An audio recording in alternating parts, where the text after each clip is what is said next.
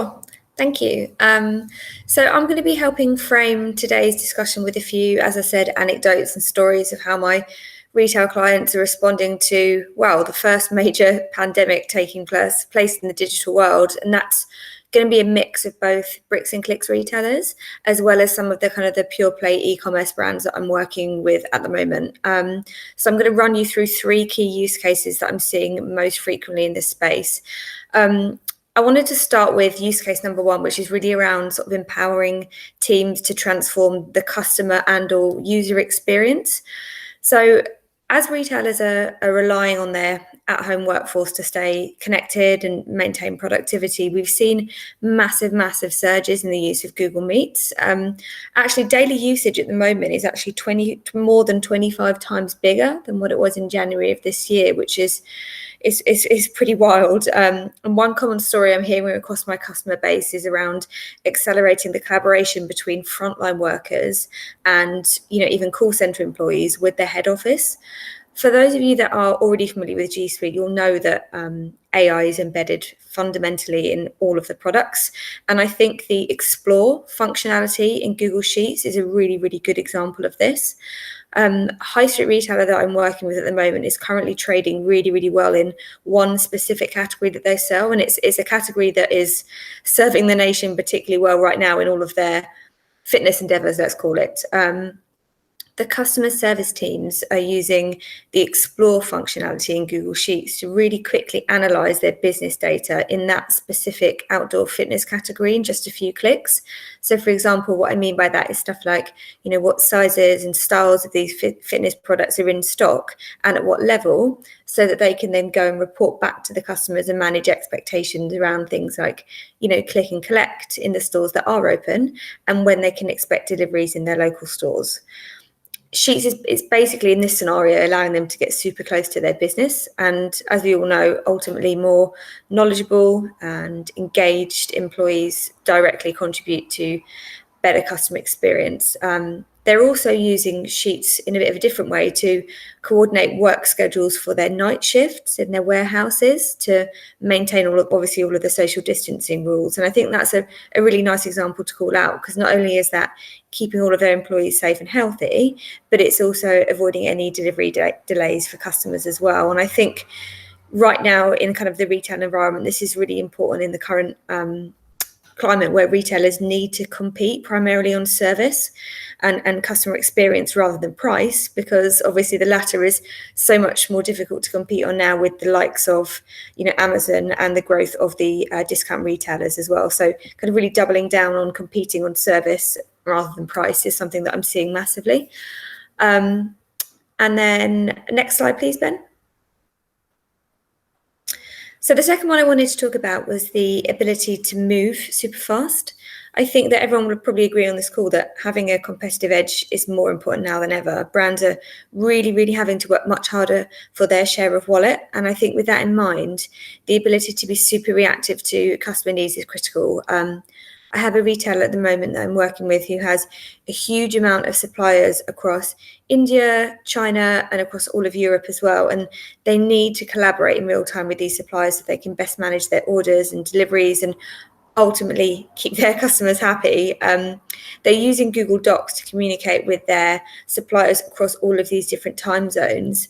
And because obviously everything is updated in real time for those of you that are already using Google Docs, this avoids them having to wait for suppliers to wake up and then, bring them up to speed on all of their emails, and then in tandem eliminates all of the back and forth with various attachments and iterations of documents and so on. And I think that in addition to this, the benefit of G Suite being device agnostic is quite important as well, because that comes into play as a lot of their suppliers and partners will have the same seamless experience across a lot of different devices that they might be using, which is often the case for suppliers and partners to be using different tools and systems to my customers as well. Next slide, please. So the last use case I wanted to call out here is really around sort of providing remote training and upskilling opportunities for employees. We're obviously starting to see the way shoppers consuming information shift massively, primarily through lack of choice, obviously, because they don't really have any at the moment with not being able to shop offline. So as an example of that, it's not really just around the way we're shopping, but it's actually the way that we're consuming information as a whole. So YouTube watch time was actually up 28% last week, which I thought was a really interesting stat. And that just kind of goes to demonstrate that consumers are just becoming much more comfortable with educating themselves online through these online channels and platforms, as well as the actual transactions themselves too. So we announced last month that we'd be providing at-home learning with 30 days of training at no cost. And we've had just under, I think the latest figures are just under 100,000 learners leverage the offer through our on-demand courses, our hands-on labs, and our cloud on-air webinars. And I think that this online learning is something that I've seen my customers take advantage of in a particularly brilliant way, really just to make sure that their teams are upskilled and supporting their businesses bouncing back in the best possible way, sort of post COVID. I'm working with a couple of CTOs at the moment who've been providing their teams with things like, Coursera logins, Pluralsight logins, Quick Labs, and then having team hangouts at the end of all of these either courses or quests to have team debriefs on all of the learnings. And then as a secondary benefit to that, the ability to then record and share those team meetings securely has been super useful to, really quickly and efficiently scale the learnings across the whole organization. So those are kind of at least some of the key ways that I'm seeing retailers pivot to this crisis using Google Tech. So just to summarize there, it's number one, as a facilitator to drive sort of better customer experience and user experience, because that is primarily one of the key ways that retailers can compete now. Number two is the ability to move really fast and be super reactive to a situation that is often changing daily. Number three, given that everyone is so much more comfortable shopping and learning through online channels, a lot of retailers are doing a really fantastic job of taking advantage of our platforms to do this. And I think just as kind of a final comment, really more broadly, the sentiment on the ground amongst retailers is that, a big part of purchasing behaviors in retail historically have been about passion and the desire for products and trends in this space, especially for those of you that may work in the luxe and the high-end space. But given how much more cautious we'll be as shoppers, brands are really starting to think about how they're going to revive that passion and how do they kind of reactivate that in a really sensitive way. And what I've seen is that Google Tech is, in a few examples, has been a really good enabler at helping brands to brainstorm ideas around how actually they're going to be serving an entirely different customer than they were before. I think in this space, in retail, demand recovery is going to be very unpredictable. I think it's going to vary across different geographies, different categories, and different customer segments. And you're going to need to collaborate really quickly to work towards, right-sizing your cost base and getting businesses back up and running. Hopefully you'll agree that a lot of the ideas and the use cases that I've called out here is that one of the benefits is that they can move quite seamlessly into a retailer's ecosystem and ways of working long after lockdown. So hopefully you'll see that they're scalable and they're long term, and they'll help you weather the climate long after this crisis. So that was really my 3 key points. Thanks, Bex. That's good stuff. So I shall continue by giving you just a quick bit of insight to what customer success is at Netpremacy, and then how we've had to adapt and change ourselves to the world we find ourselves in, and then therefore how that's then played in with the customers that we help. So what is customer success for me? Customer success for me is those businesses that have chosen to go down the Google Cloud journey, ensuring that, well into the life longevity of that they are sweating that asset as much as possible. They have embedded it into the DNA of how that business operates. These aren't fire and forget projects. These are things that need to live on for a long time, because the depth and breadth of that technology is so much so that you can get an awful lot out of it, not just from a tech point of view, but from a behavioral and cultural change as well within your businesses. And that's what our CSS program does. It talks to you about, what is that light on the hill that we want to head for, both, in your business and us as your partner in that.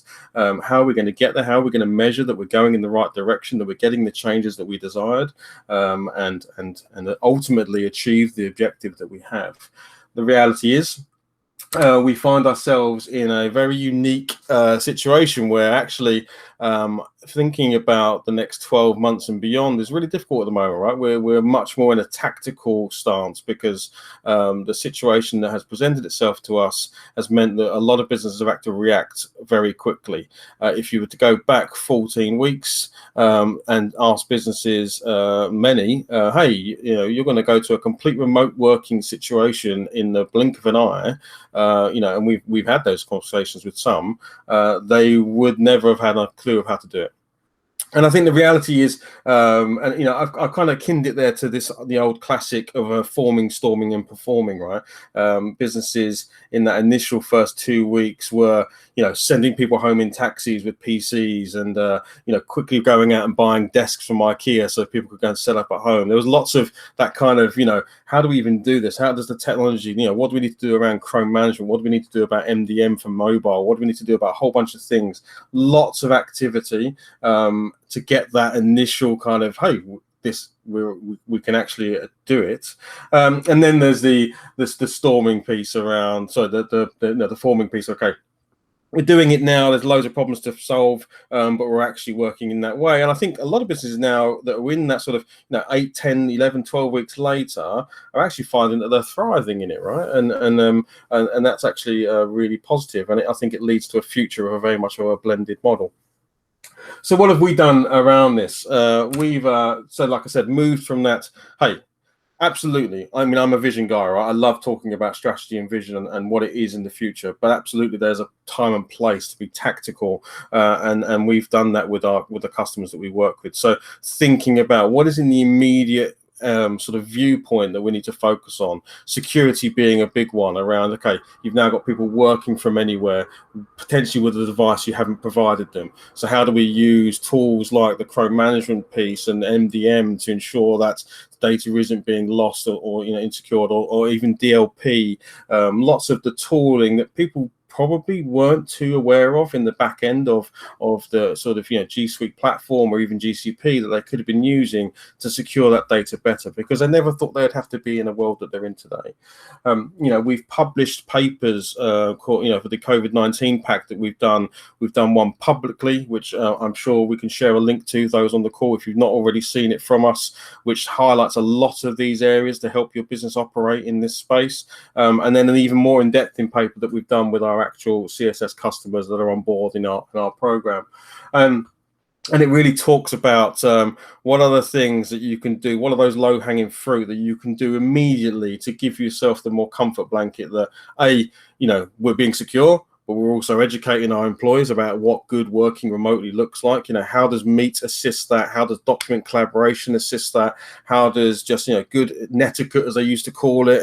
Lots of people now involved in video calls, and I'm not sure, I've never done this sort of work before. Do I raise my hand when I want to talk to someone? How do I not interrupt? How do I capture meetings? How can I still use technologies like Jamboards in a Meet environment so I can still have that whiteboarding collaboration experience that I used to have in the office? Lots of tips and just ways of working that we've built up over years to help those businesses that have probably never gone into this space before make it feel that much easier. Try and bring some of that office environment home in a remote respect so that people can work in that collaborative way. So lots of focus on that tactical piece, as I said before. The and then the employee feedback. I think this one is super important for me, especially now, right? Because when you're in that forming, storming piece, it's a lot of excitement, a lot of can we? Yes, we can. Or this is actually quite working quite well. When you get into that 8, 9, 10 plus weeks, that's when a bit of lethargicness can settle in, a bit of when are we going back, I don't like this, or this, I'm still struggling with things I didn't get addressed in the first place. So opening up to your employees and putting a feedback loop in place, asking them what's working for them, what's not working with them, and ensuring that you close that feedback loop. We've heard, we've listened, we're doing this, we're going to improve situations for you. And it's super important you do that, because if you don't close a feedback loop, don't be surprised that feedback dries up, because if people don't think you're listening, don't think you're reacting, they will just stop giving the feedback, right? Yet, if you do close the loop and say, we listened, you specifically say to them, I heard what you said, and this is what we're doing, you will find more and more feedback coming through, because people go, oh great, I'm being listened to, I'm being understood, people are understanding what my struggle is, and they're fixing it for me. So we've put in a new process within CSS, very specifically around remote working, getting very specific questions out to your sort of employee base, asking them about the experience that they're having, collecting that feedback in, analyzing that data, and then talking about how we then address that. Is that technology? Is that a process? Is that training? Is that some very specific tips around a certain area of a certain technology? And we've done that very successfully with various businesses out there. So it's a bit of a, like I said, that we will get back to the strategy. I think that's coming. I think a lot of people now, especially with the recent news around businesses starting to reopen up again, starting to return to some levels of normal. And of course, it's not going to go back, I think, to what it was before. But these are things are starting to come back. We're getting more into the, okay, if we're going into a new blended model, or if anything like this was ever happen again, what would we do differently? How would we be better prepared for that? Let's build that into our strategy for cloud technology, and think about doing some of those things going forward, but also still being very tactical around, if this is prolonged, and if for some businesses that can't go back, this needs to continue for some time, what are those things to ensure, stability, security, scalability of our platforms that we need to be addressing, with both GCP and G Suite? And that's where we're able to help connect businesses. We, as you saw from the logo slide, right, and there's some great companies in there that we can leverage knowledge from.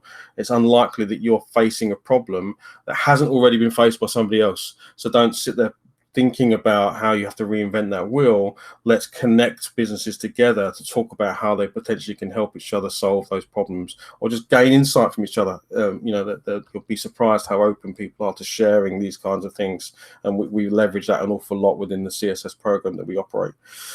So yeah, that's a bit from me. I'm always open to questions on this. So I think there was constantly throughout these slides been a question link. So if you have any, please raise them. But otherwise, I think now, Ben, we're going to jump into talking with Will and Francis, right? That's good. Yeah. I will continue talking. Sorry, you have to continue to listen to my voice. I'll try and shut up as much as I can and let Will and Francis do the talking. But yes, so the thing I was going to kick off with, guys, if you're okay with it, it's a bit of a general question first, then I might jump in. No, sorry, I'm just on a webinar. It's all right. Oh, hey, Stuart, if you don't mind putting yourself on mute for me, buddy. Yes, so I'll kick off with Francis and Will. So Will, if you wouldn't mind just jumping in first, then Francis, so we don't have to keep unmuting each other. What surprised you most about sort of this period of remote working? So I think what surprised me most actually is how well the business has adapted. Because we have had this technology in place and had it in place for a year, the business were really able to quickly pick this up. So Hangouts, for example, people were well versed in it, knew how to use it. So it wasn't really a big cultural change for people who worked in head office, for example, to move on to that. What has surprised me is how well people sort of outside of the head office, we have our own factories, we have our own delivery service, how those other users who wouldn't spend much time on this technology have actually embraced it really well. So the use of Hangouts, obviously has become massive throughout the whole organization, whereas a lot of those people actually wouldn't have had the need to use it. So for example, our factories didn't have Hangout kits in there. So just before we had to lock down, we visited those factories, installed Hangout kits in all those factories to stop people having to move from location to location, potentially spreading the virus, but being able to carry on working as close to normal as possible. Great, thank you. And Francis, the same. I think obviously Morrisons has been in a very different state of affairs to everybody else, in that as key workers, we've had to continue working, actually being busier than we ever have in the past. It has been a challenge to get people to adopt Google technology within our business. Culturally, it wasn't the way we've always worked, and myself along with my team and Netpremacy have tried for a long time to get people to adopt this way of working. It's only taken a global pandemic for us to finally get there. But echoing what was just said, the use of Google Meet, for example, across the business, we averaged maybe at 200 to 300 Google Meets a day. We peaked last week at 2,200, and in the past 30 days, we've had over 104,000 hours of video meetings across the business. And even shifting from previous statistics showed that we were having 3 times as many people dial into these Google Meets as opposed to using their browser. That has flipped back the other way to 3 times as many people actually using their browsers as opposed to dialing in. I think what surprised me the most is the resilience of Morrisons colleagues and the pressure that's been put upon them to work in this way at such a critical time for our industry, providing them with these tools to keep communicating, to keep going, to keep motivated. It's been nothing short of astounding, really. Yeah. Yeah, it's funny, isn't it, when you think about it? If I'd gone back 10 years and this sort of thing had happened, it would have been a tech problem, right? It would have been thinking about how do I ensure that I have enough, devices out there with the VPN client, and can my VPN infrastructure manage all these incoming connections, and have I got a big enough pipe at the end, and all the complexities around that. And reality is today, we might have thought it was a technology problem, but it has actually just people change, right? It's actually the tech works. The tech is there. It's just a mindset change. It's a people understanding that they can just turn this stuff on and it will just work and scale accordingly. So it sounds like in both cases it was that, right? It was we have the faith the tech works. It's just getting people to adopt it. And like you say, Francis, it's funny. It sadly had to take a pandemic to get people to think differently, but it's something that you can now carry forward, right? So that's really, really positive. Will, was there any sort of, like, in those first early days, was there anything you had to sort of do quickly, either with that people process change or technology in those first few days? Yeah, definitely quickly. You mentioned devices there. That was a really key issue for us. So we have our own call center and a lot of people on fixed machines. We needed to keep the call center up and running because we knew, customers were going to be calling in, asking where is my order, etc. So we had to get that call center up and running remotely. Obviously, in order to do that, we had to distribute a lot of machines to those users at the same time as distributing them to lots of other users as well in other departments. So that was particularly challenging for us. Fortunately, we were able to deliver Chrome devices to a lot of those users. So we'd already carried out a trial probably 3 or 4 months earlier, and we'd chosen a couple of Chrome devices because they're actually now our device of choice. So the Chromebooks that we're able to give to our users, we have very high confidence in them. So what that enabled us to do is basically speed up that process. So if we have to build a Windows machine, for example, that would take the IT service desk 4 to 4.5 hours. With a Chromebook, we can do it in less than 30 minutes, and that's probably about 15 minutes if I'm being honest. So that means we can get a device in, usually from a supplier, within a day. It hits our IT department, we configure the device and send it out within 15 minutes. Now, the Chrome devices aren't suitable for every single scenario, but what it did is it took the pressure off building lots of Windows machines that had particular applications that ran on them. So that was a real positive with this, is to be able to spin a device up, give it to somebody and enable them to work from home, within a couple of hours is fantastic for an IT department that was under a considerable amount of pressure at that time. Yeah, it's a different world, isn't it, to what it used to be. What's support been like? Is it seen a significant increase in support calls? Is it been quite intuitive for users to use? Yeah, so the devices are intuitive for people to use. So we don't get any calls really regarding how to use the device once you show somebody how to log in, because it's so simple and everything's browser based. And we've taken a strategic approach to move as many of our applications onto to make them work on browsers. So that's meant we as a business have been in a good position. There are still some applications that we haven't done, which means some departments may still need a Windows device, but the devices are really easy to use. I'm sat on one now speaking to you guys. Absolutely love it. And I know most of our users, certainly as part of the trial that we did, wouldn't hand the devices back, which I think was the acid test, really. Excellent. And Francis, obviously, like you say, Morrisons, key workers, and even my personally, my sister with run a hairdresser. She actually went to work for Morrisons to help out as shelf stacking means the hairdressing industry took a bit of a nosedive. So I know that there's been a massive uplift in people working in those environments and the throughput in those stores, etc. So like, and has anything changed in the way that they use the technology, given the significant more people, both in GCP and G Suite? You talked a little bit about Meet, but any other sort of, collaboration between people have gone up, that sort of thing?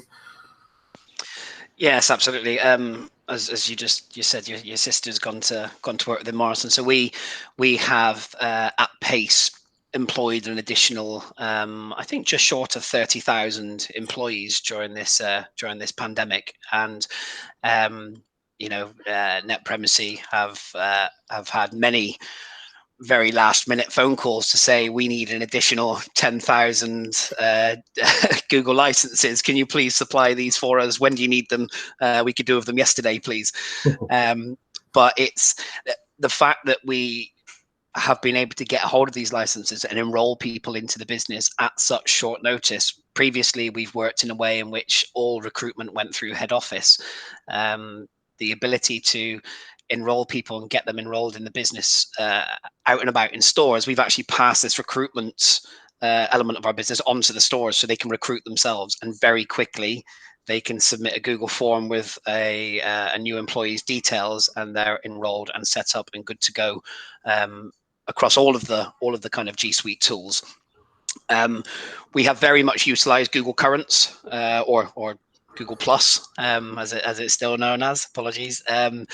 We use this across the business anyway for our communication, and we were very quickly able to spin up a virtual help desk for everybody that was removed from head office within 24 hours. Our head office holds ballpark 2,000 people, and we got told one day, none of you are coming in tomorrow. So how did we ensure communication with those colleagues to help them with their initial technology challenges that they had, as you mentioned, VPN and so forth? How do we ensure that they had a way of communicating with our tech teams at head office to ensure that their home setup was as it should be?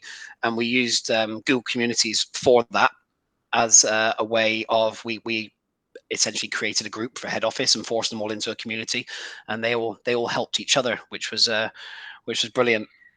And then probably the most critical use case was Morrisons, as I'm sure you're aware, were able to very quickly set up a doorstep delivery service for the elderly and vulnerable people across the UK. Those people that didn't have access to the internet, that weren't able to create an online order, and were shielding and isolating and unable to get to a store. So we very quickly spun up a call center with 350 plus employees, all working from home using Chrome devices, logging into the call center system to take calls from vulnerable and elderly people, to submit a shopping list for it then to be picked, packed, and delivered from their local store. So I've been on both sides of that. I've taken calls from people who, haven't spoke to anybody in weeks, and were basically in tears giving their order over the phone. And I've also driven the vans from my local store in Elland, and I've delivered it to to people that again haven't spoken to anybody in weeks and weeks and weeks. And we were able to do this by having that kind of cloud technology, like those Chrome devices, that ability to get somebody on our system within minutes, and yeah, it's been enormously successful for us. That's amazing. I didn't actually know that. That's even if we weren't on the webinar, I'd still say I was getting choked, because that's actually what an awesome service to have done for people. Well done. That's yeah, certainly. I wasn't expecting that, so that was really nice. And that, like I say, this has been a crazy time for everyone, right? And to know that there are businesses out there that are doing way above and beyond, to help those people that are vulnerable is amazing. And to bring it back to the technology, what a world we're in, where 10 years ago, if you'd asked me to, hey, we're going to add 10,000 people to our in-house email solution, I would have freaked out and probably, don't know what I would have done from a storage point of view, from a security point of view, from just an onboarding point of view, all of those questions. And today they're like, yeah, we're talking about toggle flipping, right? We're talking about it's a people process change, not a technology restriction anymore. And that's an amazing place to be in. So great. And thanks for sharing that story. That is very, very nice. So the last one I was going to ask the pair of you was around, before we started the webinar, Will, you talked about sort of DFS is, starting to reopen stores, and obviously Morrisons have been working through this throughout anyway, and offering that service. So you've started to plan already, what does the new normal look like for you guys? And maybe you can give some early indications to what you think, obviously you don't have to talk about products and how that's going to work, so that will obviously be changing forever, but maybe some of that sort of how people are going to work together. What is the maybe some of the new normals you think you're going to see and carry over from this period of time? Will, do you want to jump in first? Yeah, sure. I think the new normal will be working from home. To be honest, I think people have realised now that actually they don't have to travel, they don't have to be in the office all the time. I spoke to a member of the learning management team yesterday.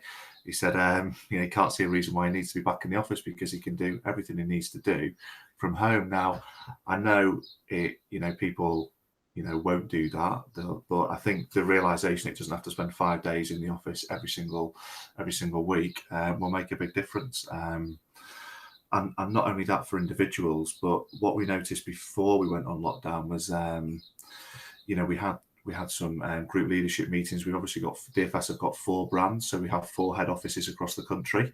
When the senior leadership team from across the group meet, that's a lot of people travelling to one location, and there's a lot of cost associated to that, and there's a lot of time, people's time associated to that as well. What we did before we went on lockdown was we set up hangouts. We had 90 people from the leadership team on those hangouts so that they didn't have to travel.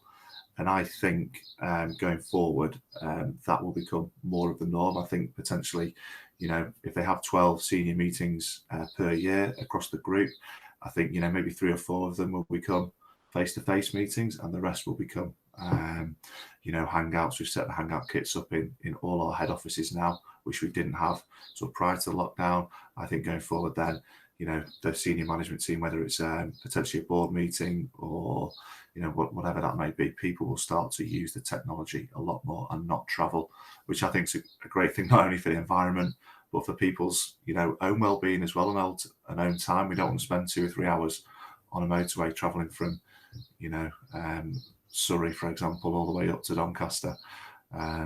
So yeah, I think that's going to make a real difference to those kind of group meetings.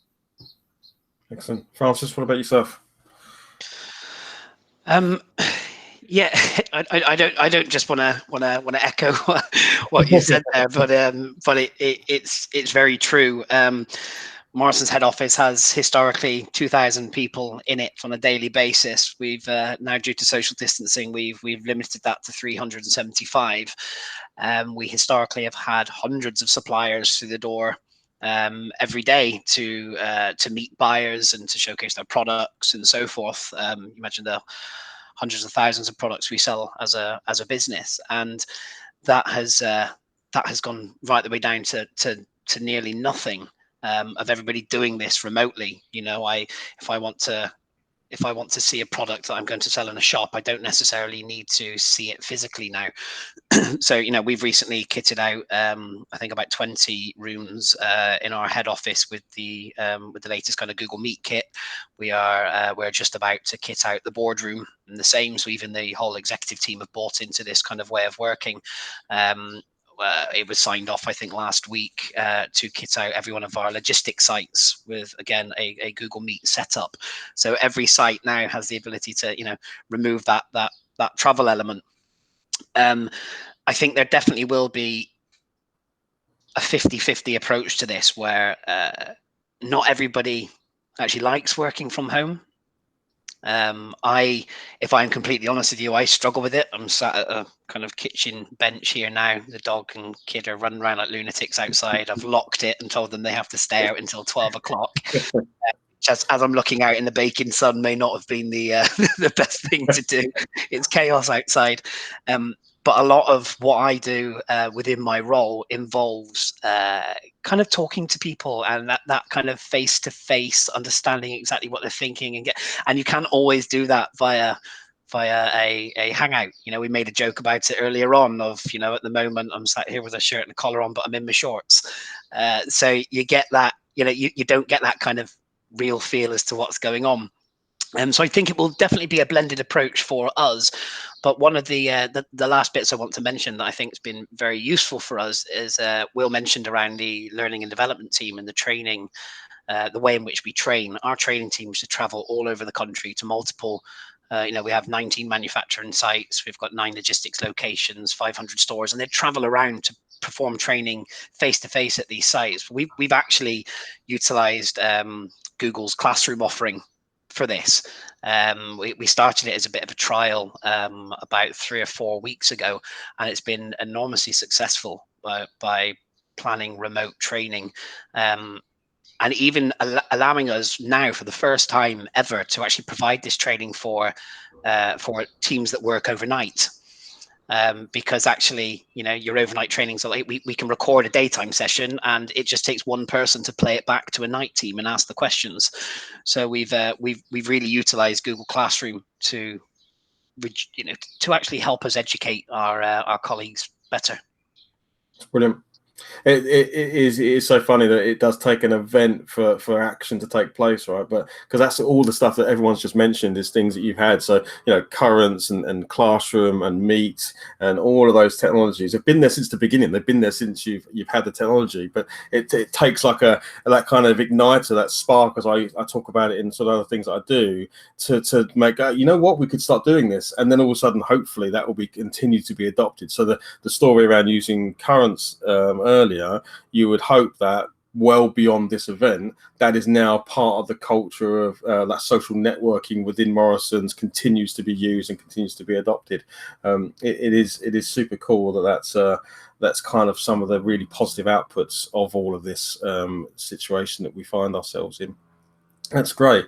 So that was probably sort of my last question, but we've had a couple come through. As long as you guys are okay to just answer a couple more, we've had some come through, and I think you've maybe answered them anyway. But one was around the sort of the cultural change. So as you said, Francis, I come to you on this one. Absolutely, working from home is different for everybody, right? Everyone has a different setup. Some people don't have a home office. Some people are literally working from their armchair, and that's great for a week. It's maybe not that great for much longer than that. And also, some people really thrive from being in the room with the person they work with because they have the banter, the interactions that they would normally get. So have you guys done much to try and keep the culture of Morrisons going, even in this remote way of working? And have you used the technologies to do that? Yeah, absolutely. I think very early on, I got to the point where I took my Fitbit off because I realized that I was doing less than 800 steps a day, and I thought, if I take it off, then I have no idea how lazy I'm being, as opposed to it being flashing in my face. And we've used we've had kind of regular meetings every single morning, 8 o'clock, coffee, whole team having a coffee, not talking about work. It's given us that kind of driver to get out of bed and be on time for something. we've probably utilized it in the same way that every person across the country has with Zoom and other technologies around kind of social events as well, and quizzes and things like that, to ensure that people are just staying in touch. Google Chat is used widely across our business anyway, but having rooms set up to ensure that messaging is kept going and contact is kept going. And we've actually been we very much encouraged on a few occasions a bit of a, I'm going to sound daft, but a bit of a team walk, where we're not walking all together, but people connected via Hangouts have gone for a walk around their local park with their headset on and have just spoken to each other. So anything we can do to encourage people to get off of their chair, get off of their armchair, or get out of their bed. And we've used the tools to the best that we possibly can. I like the idea of the sort of hangout walk or the meet walk. That's quite cool. I like that. I've not thought of that one, but that's a nice thing to do. Maybe that's a good one for like one-to-ones, right? Go for a walk and have a one-to-one with your manager whilst you're out both walking in the local park. That's absolutely cool. get those steps in. Yeah. Will, what about yourself? Anything you've kind of done there to help keep the DFS culture going? Similar, really. We've held quizzes. Obviously, and I think the fact that Google increased the license number for our license to 250 people to be on a quiz, and that's been really good. So we've run a few of those. The things I don't know really how the other individual teams have done, but from our team perspective, it's the regular calls, the regular contact. My chat is filled up every day, and that's the way to that's become our standard way to communicate. And then we have our regular meetings by Hangout, so we're all in touch. We all get to see each other. And it's kind of been business as usual, really. I think it was last week that our boss basically said, we can continue to work as we are for as long as possible. We're set up to carry on in this way, and we have a strong team anyway, and a good culture. So that's just been maintained throughout this period. Yeah, it's great. I mean, that's amazing to hear that when you've got your sort of senior leaders are like, you know what, this actually works. Again, you go back a few years, there were always questions around, is cloud enterprise ready? Can it do this? And the reality is, yes, it was. You just had to, you couldn't dip your toe into it. You've got to immerse yourself in it and really get to grips with it, understand it, and then play that into your culture of your business. So it's really great to see that so many businesses have, regardless of the other side of the coin, which is also, which is terrible, but the actual being able to perform in this state is for some absolutely flown, really. So that is super positive. One last one, which is coming from John Sibley, Francis, and it's for you. Right back at the beginning of our conversation, you talked about sort of, some people at Morrisons a bit sort of reluctant to use the technology, for G Suite or take it on. The question is, like, was that more of a general dislike of kind of that way of working or that type of technology or the change and obviously, what's helped that sort of transition over? I think there's multiple reasons. Morrisons historically, Sir Ken Morrison, bless him, he never really believed in technology. Being a grocer was a simple. It was simple. You give me some money and I'll give you some goods in return. That was it. Didn't need to invest in tech, and it's bit us on the backside in the long run, I guess. But now, as we are starting to adopt it, there's a lot of people that still remember the old way of working, and actually, it's taken us to entice the exec team into embracing the technology first to allow that to dribble down. So, for example, for the first time ever, our Q1 results, which went on, I think, in April, were historically they were delivered by an atrium event where the chief exec stands in our atrium and everybody kind of gathers round and he tells people how we've got on as he's released it to the city. This time, for the first time, it was done via a live stream using Google Meet Kit set up in a room, and we broadcast that stream to all the opportunity for all 120,000 plus employees to view his update live. And by seeing our exec team do that, that has now kind of trickled down throughout the business, and all of our directors and heads of are using live streams on a weekly basis to keep their team updated, as opposed to your standard email out and here's what's going on. They're now doing it and using, like you've got here, the Q&A option as a part of the slide pack, for people to engage, and it's engaging with everybody. So once they've seen that our exec team have moved with the times, they're buying into it themselves. Previously there was people walking around the building with iPads and their own machines, and we're stuck with Apple. Well, stick a Pixel book in front of them, and it's amazing how quickly they change their tune. So it's getting those senior people to buy into it first and foremost has definitely helped adoption throughout the rest of the business. It's such a great point, because it does how it is, right? It's the old adage, it's monkey see, monkey do. If everyone around me is not acting in this way, why would I act in this way?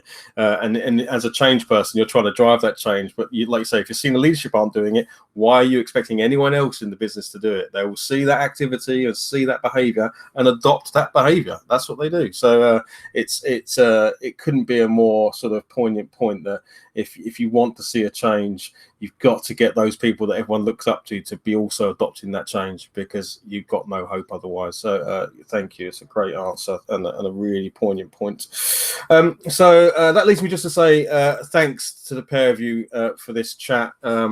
Hopefully it didn't feel too much like an interview, more of a conversation about the cool stuff that's been going on in the world with the technology we've been using. Thank you both for being so open to discussion on it. Ben, I shall hand back to you and shut up. Yeah, thanks, Martin. Just to echo that, I guess personally for myself, really appreciate it, Francis. It's really insightful to hear this from your perspective, and I speak for Netpremacy when I said it. We really value the partnership, so thank you for that. It's appreciated. That sort of concludes the webinar, guys. So in terms of next steps, if you guys have any questions, please feel free to drop them through to my email address. That will be shared through afterwards. And we'll be providing a recording, as I mentioned at the start of the webinar. So for myself and everybody on the call, thank you very much. And of course, stay safe and we'll speak soon. Thanks, everyone. Take care. Thank you, guys. Thank you. Thank you.